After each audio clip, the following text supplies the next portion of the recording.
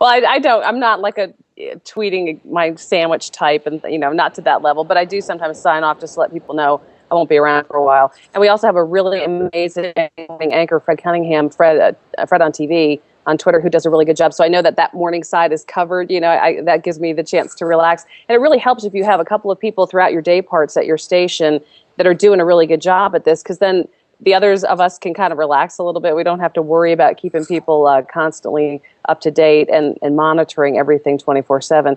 But you find the balance. It is a tricky balance.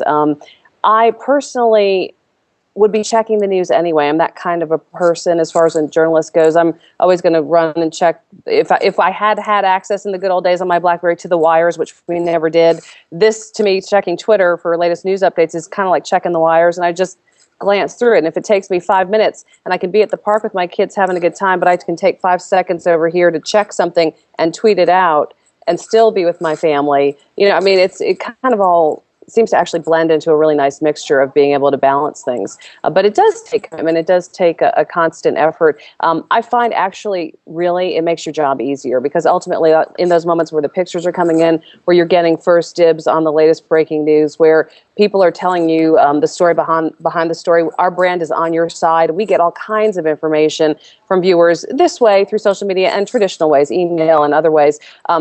We get those nuggets of on your side opportunities where we can go in and go deeper on the story and go to the next level and go to the part of the story that they didn't tell us about, the officials didn't tell us about, that the viewers know about, and we, being not as engaged in the community as they, living that particular story, they can lead us right to the trough, and we can really begin to feed on some really great stories. And it's really powering all of those things. Ultimately, even though you put in some time, I think you save yourself some time in the end.